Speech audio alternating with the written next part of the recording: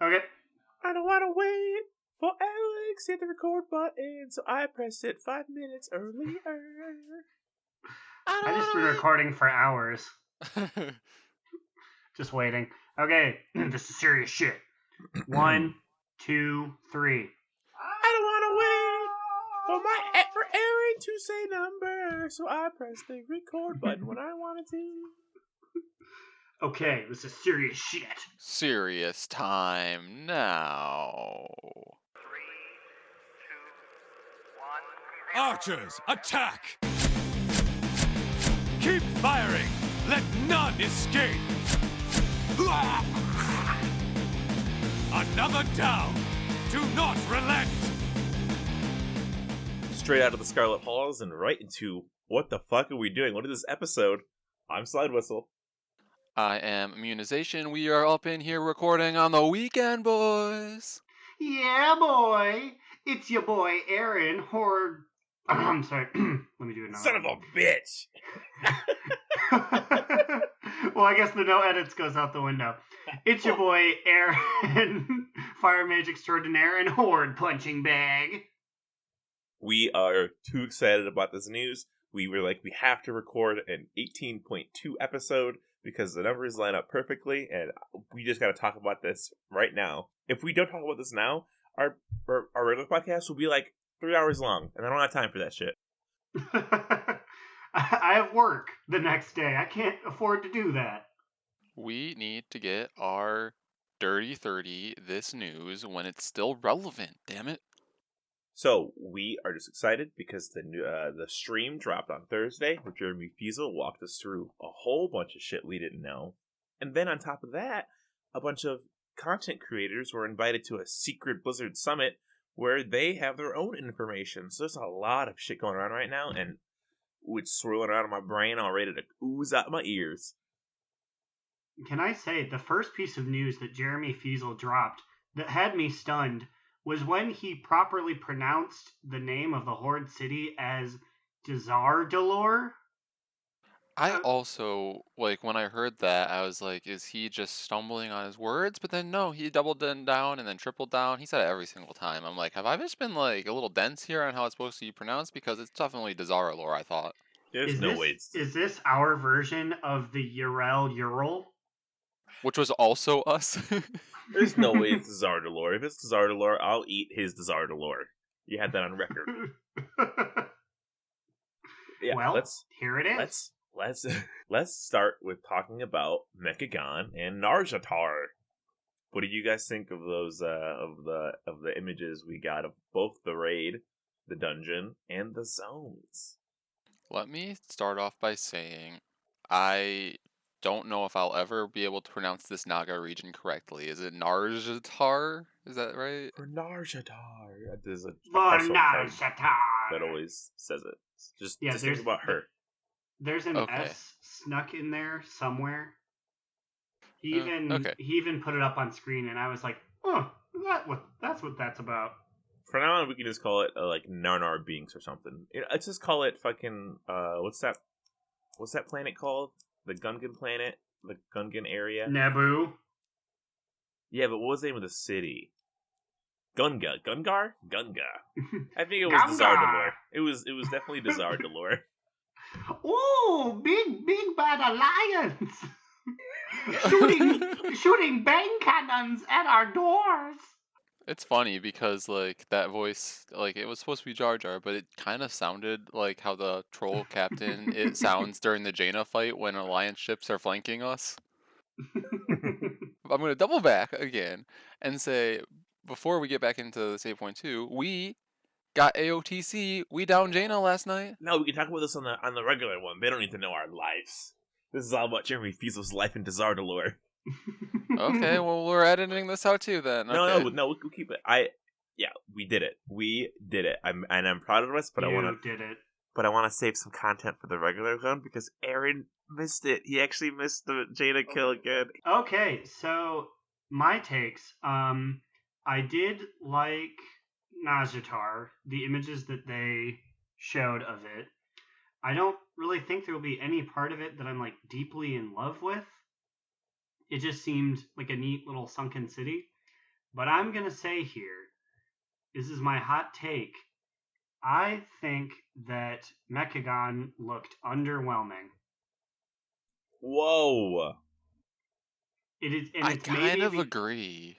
maybe it's because they only showed like the wasteland part of it, but it's like I saw a lot of mechanomes running around garbage piles next to a big door. And I'm like, okay, well maybe that's just the entry area. And Jeremy Feasel of Passion of the Christ was like, and then maybe in the raid or in the mega dungeon, you'll actually go in. And I'm like, wait, so we don't even get to go in the big door? We do, but I think what it is that everyone who lives outside is a peasant because they don't have enough robot parts. So we're gonna join the resistance in taking down this wall, which is just Mechagons like close people who are actually like mostly robot, who are like it's like a class system where like the more robot parts, the more rich you are. Mm-hmm. And it sounds like we're going to be, like, building it up, kind of like a garrison almost. So I am curious how much of this junk pile will remain junk pile. And see if we get to, like, because you say we're going to add, well, he started out saying we're going to add mailboxes, and I was like, okay, and defense systems. I thought those are really weird things to put together, mailboxes and defense systems. No, I just thought it was really weird that like mailboxes were the most important thing for him to say. Hey, maybe Pop Goes the Feasel is just a huge fan of the mail system. He only got to design one quest, and it was the Mail Lord title thing. He's like, please, please give me something to do. Oh, that man is, I think, isn't he behind a lot of the secrets that we deal with? I'm pretty sure he is. So a lot of all this, like, all the secret hunting that we're doing, I think he's, like, the one who's doing it all. Yeah, and I heard that from someone on the PTR saying that I guess Mechagon is going to be the area that's the most densely populated with the most secrets that need to be discovered. Yeah, it has the most secrets per square footage anywhere in the World of Warcraft. So that's buck wild. Well, I'm looking forward to exploring more of them. I just really hope there's some sort of like after dungeon area, because I'm not super interested in the peasant area of Mechagon. And I'm really interested in the Mechanome, so it'll just be a real letdown if that's the case. Also, I will say every time that Jeremy Fizzlebank said the word tinker or tinkering or anything along those lines, my like heart leapt a little bit. I'm like, hope is here still, guys. He had a glimmer in his eye. He was like, "Come on, I know y'all are out there. I know y'all are picking up what I'm putting down." It's the ultimate secret that Jeremy Fitzgerald will give us. But this Mechagon, if even though it looks underwhelming for Aaron, I think it looks okay. But there's a lot of crazy stuff that's happening on Mechagon. So it's like a weird combination of like the Timeless Isle from Pandaria, which obviously we didn't get to experience at max level because we weren't playing then. But going back there and seeing like all of the shit that's there, it seemed like it'd be a really awesome area. And I know it's highly regarded as like one of the best like patch contents of a expansion. So that's pretty awesome that people are already relating it to the Timeless Isle. That's a good sign for like fun and like things to do like after like, you know, your max level. I also I guess will there be more content to do on Mechagon? Because when he was introducing like Jeremy the robot, he was like, and don't forget to pick up your electro grenades when you're doing Najatar. And I'm like, will that be all Mechagon is a shopping list once you're done with it? No, he said that there's going to be different NPCs that cycle in and out of like the main hub of Mechagon that provide you with different things. I forgot exactly what he said, but in Warlords, which I did see this expansion piece, there was a thing. If you built an inn in your garrison, people would come in. So like John J. Keyshawn would come in, Millhouse Yes. Manastorm would come in, and they'd be like in your garrison in your little inn, and they'd have like a cool quest for you to do. And a lot of the times, the reward for the quest was either like a toy, or sick transmog, or garrison resources. But more often than not, it was cool. So that's one piece of it. Taliesin and Evital, they were down there, and they did an hour YouTube video about their experience there, and they highlighted a lot of what Jeremy touched on in like more in depth. So he was mentioning how you can turn in items to Pascal, the big robot guy. Mm-hmm. So basically, how Mechagon seems to work is like everybody is kind of like a soft engineer. You collect resources and then you turn them into the guy, and he'll engineer them for you. And so there's like little toys and stuff.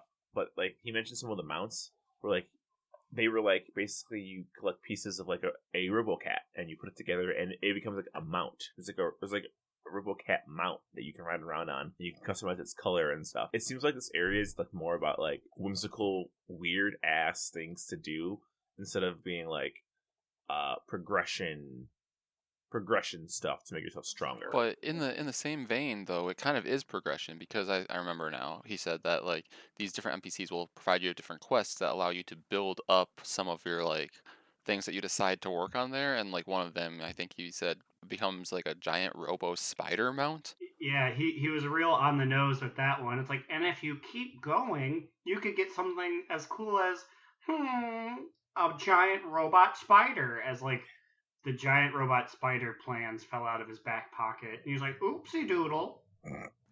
When he said that mount though, I've always wanted a spider tank. Like that's basically what it is. It's like the normal spider tank, but like cooler because it's like junkier. Like Mm-hmm.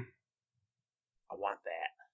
So one thing that I found really interesting in the Mechagon discussion was that this trinket that you will get from Punch card.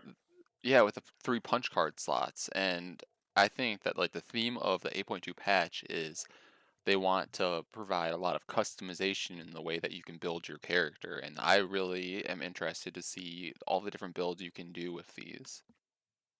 Because Yeah. there were a lot of them that were like Goofenheimer stuff, but there's also a lot that, or there was a couple that were like actual just stat boosts. Like in the photo, they had one that was like plus 100 mastery, plus 100 critical strike, and then on the other side of the graphic, they were like, you can befriend robot birds. Yeah, it's like an awesome like build your own. It's like a Build-A-Bear. It's Build a Trinket. Because when I first heard this, I was worried. I was like, well, everyone's just gonna fucking optimize and do the thing where like you go for all the stats. But they foresaw this because how it works is there's three color slots. There's the red punch card, the yellow punch card, and the blue punch card. And so like the yellow punch card, it's all different stat variations. So for this character, or maybe for everybody probably, it's like yellow punch card, plus 311 critical strike, plus 90 versatility.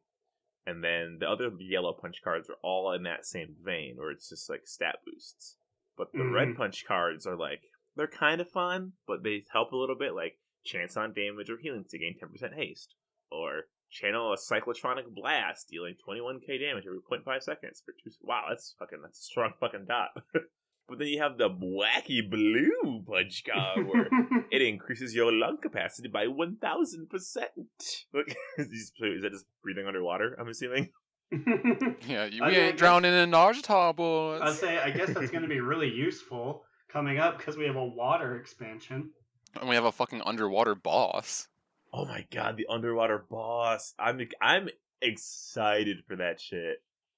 And he just looked at the camera. He was like, "Trust me, gang. It's gonna be wet and wild." Like, he didn't want to actually tell us anything about the underwater boss. He's just like, "It's there. Get used to it." It exists. He knows people are gonna hate it. What I think probably the most excited for in this dump of news, just dump, get it? But it's funny because also it's kind of a dump because it's like trash everywhere. But they're gonna bring back the Star Elites that were around in like Pandaria, and there was some in WoD, like you know Pound Fist. Remember good old Pound Fist and WoD, who I camped out for 72 hours before he finally showed up. That was wild. But like it sucked, but also like that's probably one of like my like top 3 WoW moments like ever, is just doing that fucking crazy caravan camp out with like 11 other idiots trying to get this stupid fucking mount. That's kind of coming back. There's going to be like Star Elites that will, when they spawn on the map, they have different spawn timers, and it's going to be like basically a mount fest. I feel like is what Mechagon is going to end up being, which I'm okay with. I like to collect mounts, even though I'll probably just use me again. Yuck. Yeah, but as you don't have the benefit of equipping yourself with these cool I new was equipment I was slots. just about to say that because as soon as he brought that up, like Oh my god. yeah, I don't know if they'll work because I'm my own mount. Yeah. I assume not. I assume you'll have to use an actual mount then. Wait, is This that, is that... so butt. Aaron's the I only think person. Worgen are the only people who feel this way. Well, yeah, because we're the only ones who can become our own mounts. Druids. What about druids? Oh yeah, well, What about shamans? that's true. They don't go mount speed. Now, I saw a funny Reddit post that was like a Frosty K that was like, it was like a meme that was like, oh, well, we could always water walk, so what do we do, basically? And people were saying that for Frosty Ks, their ability to water walk just is inherent in their like class. So they don't need to put on water walking, but they basically have the option to put on just anything else they want. And so Yeah, that's they can so, put on the parachute. yeah, or the so they can have never water days. walking. But if you're a blood TK, you never get days anyway because tanks don't get days on a mount. So in theory, they're gonna have all three equipments on them: parachute, the water walking, and the not being dazed. I guess Because Death Knights needed more buffing like that. I guess Carolina better send an email to Jeremy Feasel and see if see what the down low on that one is. And it's so silly because they're equipped to you. Like it's, I get what they're going for, but like it's not even equipped to the mount; it's equipped to the character. So I would imagine that it makes even more sense if it's just Yeah. like the Worgen can do it. I but actually haven't heard about how being a Worgen interacts with this, so I guess I'm curious to see what Well, actually happens. if it is equipped to the person, it's probably fine then. I'm assuming when you go into running wild, it just counts it as a mount, probably, or maybe it doesn't. I guess we don't know. Damn, that's cool. But Mechagon, the dungeon, is getting me real horny for this. It's 8.2 to drop. This shit Not looks gonna so lie. cool. Not gonna lie, fam, I'm a little scared because the last time we had a mega dungeon, it made us almost quit WoW for a little bit. Karazhan was it was fun, but we struggled and we had quite a time in there. Tears were shed. They're mine. Healer tears. I was lost in time in Florida, so Yeah, I couldn't do it. We literally, but it's funny because we literally had a mage. It was like he was like the knockoff Aaron. He's like, "Hey, what's up? I'm Growliners. I'm a night elf mage. How's it going?" He was cool though. But it seems like this dungeon, Mechagon, the first half is gonna be kind of like a regular like trash pack dungeon, but it seems like it has a lot of really cool like mechanics. It has a stealth section, kind of like how in Suramar you can hide in the little baskets. There's literally like a bullet hell zone where you dodge like projectiles like back and forth with turtles shooting at you. It's like, and apparently the last half of the dungeon has no trash. It's a gauntlet, so you just keep facing like mini bosses, I think, or something like that. It's like super unique, and it's gonna have its own unique Azurite traits to come with it as well. So that's sick. You mean, so Azurite traits, you mean as essences that go into your Heart of Azeroth, or no? No, I mean when their Azurite drops from Mechagon, the traits on it are gonna be only obtainable from Mechagon. Like you can't get these traits anywhere else for your Azurite gear. Oh, so this is gonna be somebody's best in slot. Yeah, someone's gonna want to spam Mechagon over and over again to get their Titan Forge best Azurite head. That used to be how I started all of my personal ads in college. I'll give you the best Azurite head in all of the land. Okay, but I think we need to move on past Mechagon, and so that you did mention essences that will be in our Heart of Azeroth. That is a new feature that I am excited about. I am as well. I think, along the lines of things being more customizable, this is it. It makes your Heart of Azeroth basically just its own designated talent tree, which is so cool. It reminds me a lot of Legion artifacts, except that if you cheese it, you can't just get them all, which is really cool to me because like you have to actually like make a decision and choose what sort of character you want to be, which is neat. Yeah, and it's cool that you can just go out of your way to collect them all, and you don't have to like pay anything to renew the talents like you do with your Azurite gear. You just have them forever. You can just swap them out whenever you want. Well, probably not whenever you want, but you know what I mean. If you have a tome, it's whenever you want, baby, as long as you wait in combat. So for these essences, basically, they're I was a little bit confused still on essences until I watched a video by Hazelnutty Games, because she fucking can make anything just like sound super simplistic, and I love it.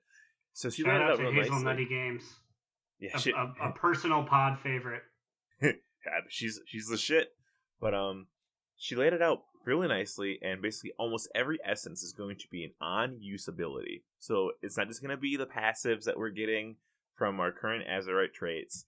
It's going to be active abilities that do like AoE blasts or like cool stuns.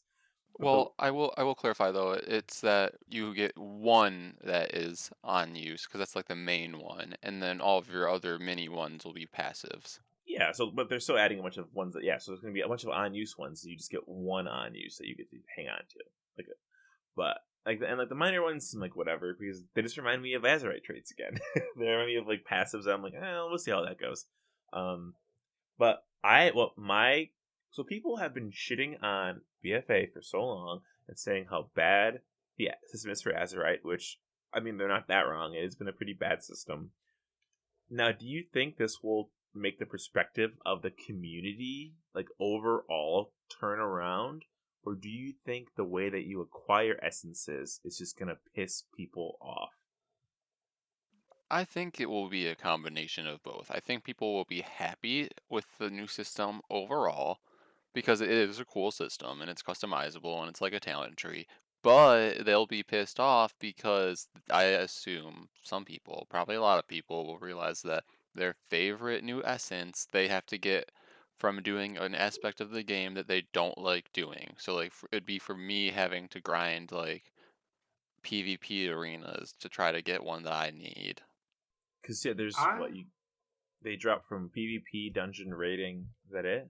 I think World Battles. quests. I think he said just basically every different thing that like a person can do in World of Warcraft. So I'm sure there's like islands ones, PvP, dungeon raiding, pet battles, like They should make a pet battling one. That would be the ultimate. just like one, just like win like 30. It doesn't have to be anything oppressive. It's just like yeah, fucking do pet battles real quick. I like how you're saying that like winning 30 pet battles isn't oppressive because I feel very oppressed at that thought. I've won one, and I'm like, that's all the pet battles I need to do. It's nice to feel. I feel like they like actually like took heart of heart of Azra. I feel like they just took heart about how much everybody hated Azurite, and they've been working on it since like almost. I feel like since BFA came out, like they've been trying to figure out how to pivot and change the system entirely because they definitely released a stupid system that needed to get fixed eventually. Yeah, and I don't know if it will bring anyone back to the game, but it will definitely, I think, overall make the community that's still here happier. So I mean I think it might. So it's funny when Pandaria launched. I was doing a lot of reading about this like before. When Pandaria launched, basically it was hated. People hated the fuck out of Mist because it was unfortunate because I think they announced it like a month after Kung Fu Panda was announced. So then people were just like, "Oh, we're just getting the Kung Fu Panda expansion," and then it released with like problems. There was some bugs in the beginning, and people just hated it. And then their 5.2 rolled around, and they released a whole bunch of shit that basically made the game like one of the most loved expansions of all time. So it's never too late for a redemption story, unless you're Worlds of Draenor. That was a lost cause. Well, because they never had anything come in and fix it. They promised it would, and then they're just like, go buy Legion.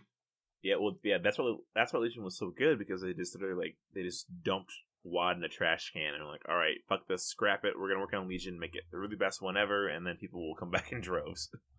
Yeah, and that's what they were doing during that like 8-month period when they didn't add anything besides a selfie camera. I think a lot of people are going to come back and play it because they're going to realize that as a regular, they hate it so much. It's not going to be that big of an issue. But I mean, I guess there also is the whole thing though that your Heart of Azeroth level is still tied into your neck. So maybe you're right, Immune. Maybe people won't come back for it. I just don't think anyone will come back. But I've spent far too much time in the boards. I just think the salty people will forever be salty, even if you literally pay them to play the game. Yeah, I kind of am in the same camp on this one. I'm going to hold out faith that I'm going to believe. I'm going to believe in this off and his powers to bring back the people. Praise him. him! So let's move on to a special little segment here called Heritage Armor Fashion Review.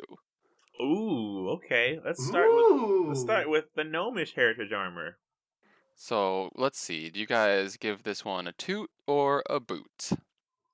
You know, I'm kind of a moot. I think I'm gonna give my first moot. I'm gonna say boot. I also am gonna house down boots this. I feel like it doesn't have enough going on. I feel like there's not enough moving pieces. The goggles on head, I love.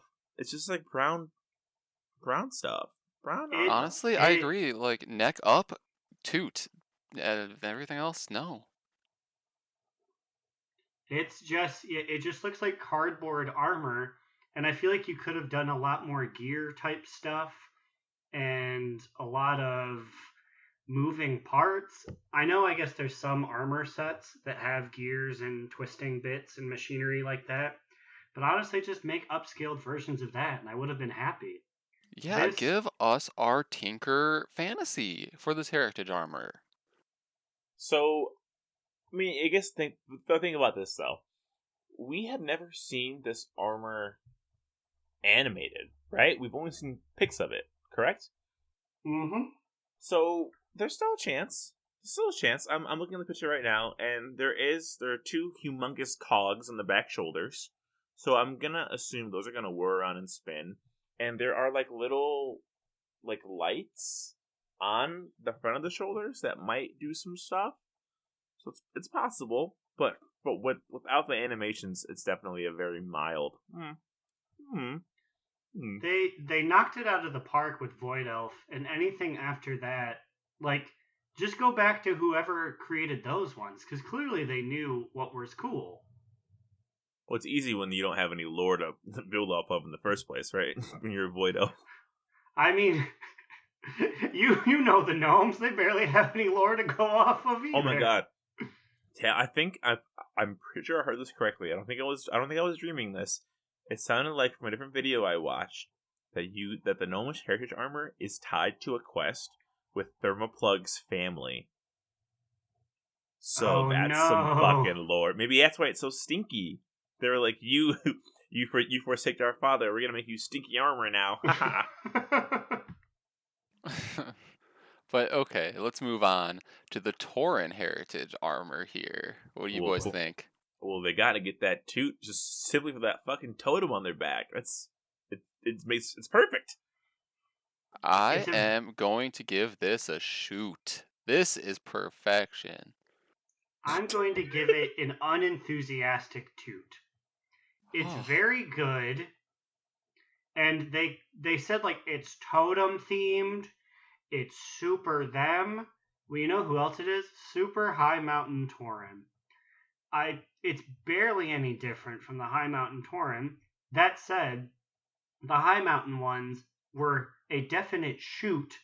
They were the best, in my opinion, of the allied race heritage armor sets. Yeah, you're kind of right. I didn't even think about that. So copying off of the best, you're still very good. But you're literally that meme of can I borrow your homework? Just make sure you change it up a little bit. I just realized how weird it is that the High Mountain Tauren got their armor before the regular Tauren did. That's you know fucking who weird. else got their armor before the regular one? The Lightforged Draenei. What is Draenei gonna be? I assume just the Light Forge Draenei, but instead of yellow, it's purple. Imagine it's gonna be big crystals, big crystal dick energy. I'm still holding out hope for the Gilneans. They had a cool collar on their cloak, and I'm like, that's it. Gilnean set, it's coming up soon. I'm gonna assume that when 8.2.5 drops, we're going to get not only the updates for the models, but I think we're gonna get the heritage armor for Worgen and Goblin. Worgen and Goblin. It only makes sense. It only makes sense. We can talk about. I guess we can talk about the islands. Their islands are cool. Snow Blossom Village looked actually really neat. I know I saw it at BlizzCon, but I feel like seeing it again, kind of like with the new islands and how much they've been fixed, and we've been saying it every episode. Islands are better, but Snow Blossom looked like a really awesome island. Like, I don't know, it's a Pandaria snow place. Hell yeah. I'm a big fan of them essentially just being excuses to go back to old content and be like, fuck around in it for a while. Like how Havenswood was just you going to parts of Gilneas. I like that Snow Blossom is just like, remember Pandaria? Just goof around in Pandaria for a while. Yeah, I agree. It makes you remember old parts of the world, and it makes the world feel like a more cohesive, larger place. Yeah, it feels like your operations are actually doing stuff in not just like the Kultiris, Zoldazar area, or Zandalar area. You're actually like taking your ships and going out to different parts of the world. So another thing that Germs mentioned here was that we will be getting continuation in the storylines, and he didn't really say what. He said he was excited for us to react to it, but then he just showed Bane and a bunch of chains. Yeah, it was very much like the Fiverr guy who did the video about Kingdom Hearts. It was like, and you'll find Sylvanas, Arthas, Anduin. They've put Bane in chains. It was the way he said it was just a very weird cadence. I was like, okay, with this picture of like Bane next to two big cartoon iron balls. Yeah, that was silly. And then, well, I think it was funny because Ian's been talking about, he's been doing his little interviews with gaming companies, and he's been saying how this is not the Sylvanas. Sylvanas is not the Garrosh. It's not the Garrosh. Literally, Garrosh chained up our boy Gammon. He tied up Gammon in chains in the front of Orgrimmar, and now also here we are. I'm pretty sure Bane was in the chamber that you fight like the big T-Rex that everyone has as their Beastmaster pet. Like it was the same chamber. I guess this is where the Tauren go to be chained up. He's in chains. Yeah, and then I guess he just basically wrapped up the video by saying, "Hey, yeah, we'll be able to fly in all regions." Yeah, so that's crazy to me. So, well, according to Taliesin and Nevitel, when we get 8.2, we're basically going to Nazjatar and Mechagon immediately. Like, those will be available day one. So it's not going to be like, Nazjatar will be able to be explored in 4 weeks or whatever. And apparently the raid and dungeon will be opening up, would be like 2 weeks, 3 weeks later, but they're opening at the same exact time. So this is going to be a lot of crazy shit to do, and we're going to be able to fly in it once Pathfinding Part 2 comes out. And we're going to be in a beautiful bird mount that I would have really appreciated Jeremy Fiddlewitz, like, just being like, let's just look at this bird flap. Because that is a beautiful mechanical bird, and we just got the one static image for like a couple seconds. It looked like the grown-up version of the pet that you get from Safi and Grizzic. It's the bird's dad. Mm-hmm. We made his dad. Oh man, if Andrew ever comes back and plays this game again, which he won't, he's our friend who played 14 years of WoW and is a retired grandpa now, who hated Ashran, and now that Ashran's coming back as an epic battleground, it just makes me laugh thinking about it, because we're getting it. It's here. It'll be a weird thing in which he'll come in to my room, because I live with him still, and tell me how much he hates it, and then sits down and watches me play it for like 2 hours. Ashran. I spent so much time in Ashran, so I'm actually excited to see it back again, which is weird. I'll be happy to give it its actual due and not be drunken in our dorm room, like, what's going on? Instead, I'll be drunk at my house like a grown man. What's going on? I'll probably be What's sober going and on? still be like, what's going on? We got flying, we got... I'm curious, again, about the mount equipment slots. What else could they add other than water walking and phasing? No stun and parachute. Yeah, what else do you think they could add? A stealth, Like bonus maybe. speed, maybe? What if they Oh, added... or making like non-flying mounts fly. Whoa, that would be crazy. But also, I'm trying to imagine that on like my basilisk mount and how bad that would look. Because the basilisk just Can walks you to the side. imagine the salt of you're purposefully riding on the ground and someone comes to go fight you, and all of a sudden you're a Amani Warbear soaring high. Just takes vertical lift off. Or I'm picturing like the expedition yak that everyone mounts up to repair. I do like that Jeffrey went up and he looked you directly in the eye and he was like, I know you all just use Water Strider. You're not smooth about it.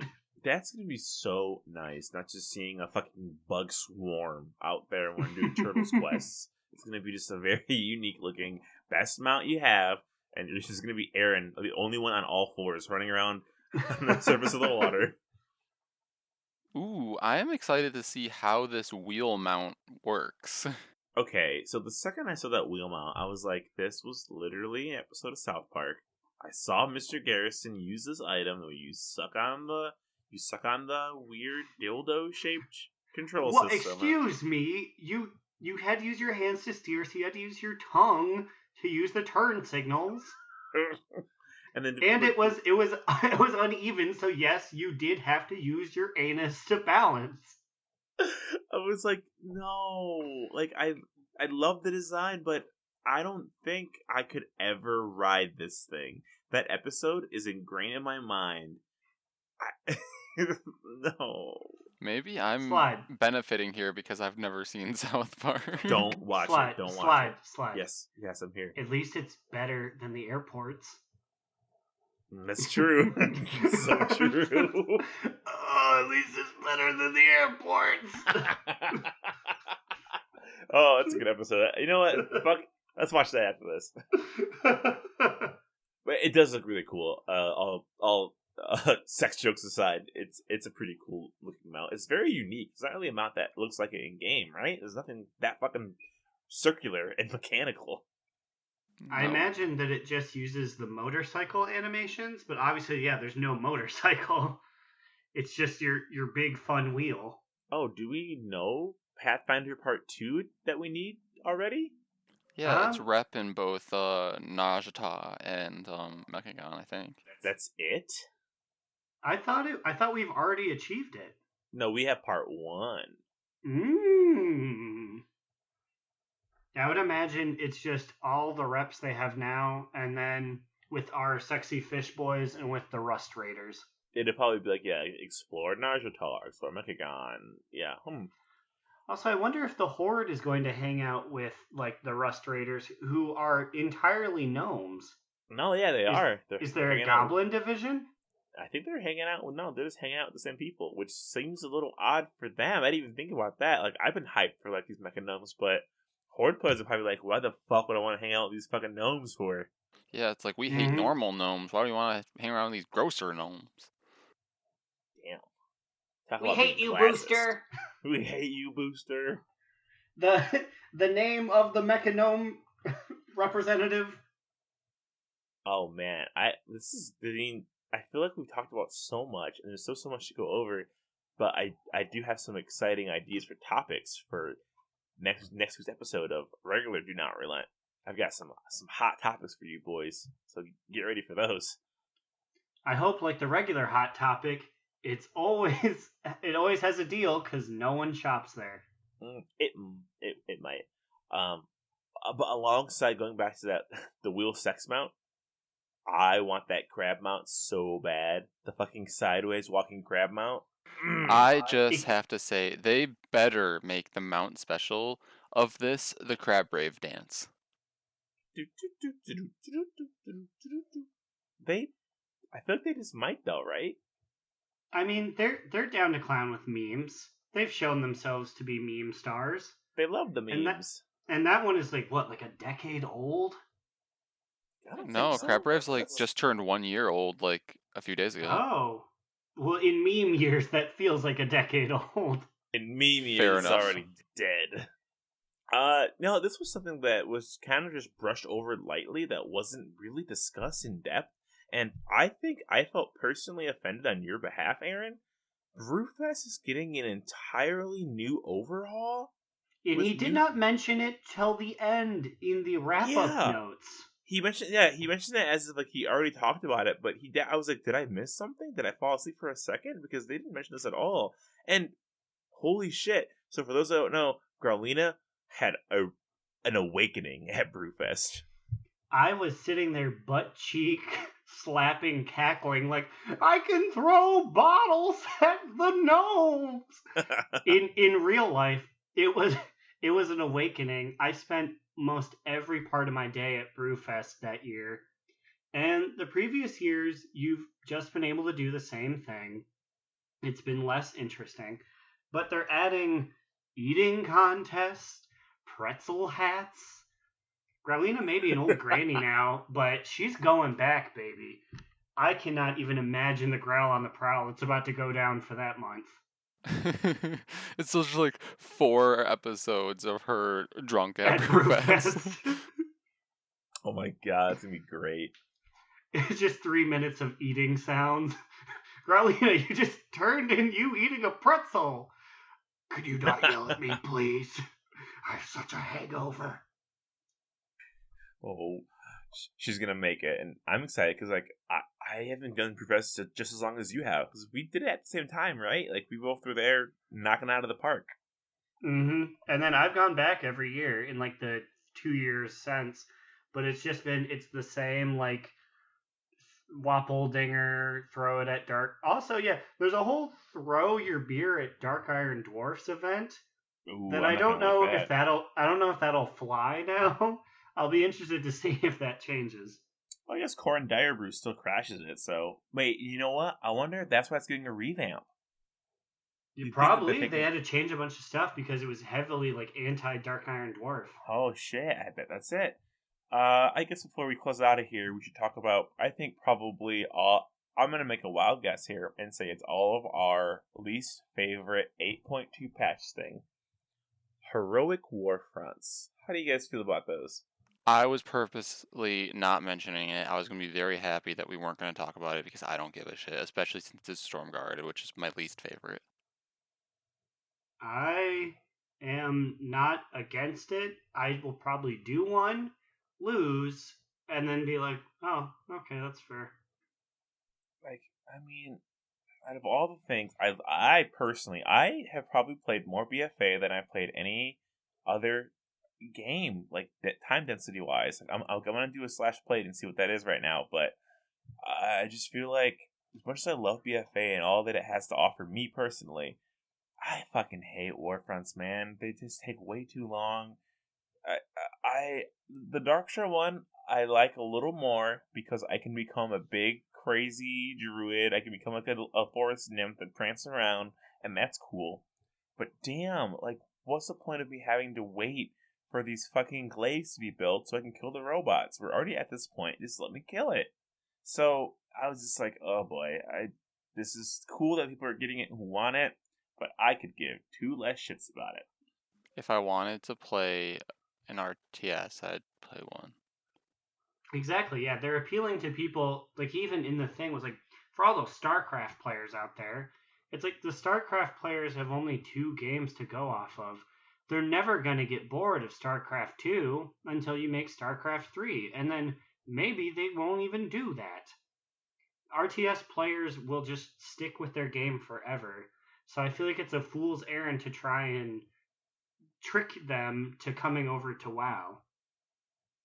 Yeah, it's something. I mean, people said when Warfronts came out that they wanted this, so at least they're giving them it, I guess. I imagine the amount of people doing Heroic Warfront will decrease, but the people who choose to do it will probably like it more. Because them being monotonous and boring has always been a detriment to Warfronts. So now that you need to actually like strategize and care, that'll be fine. It's not for me.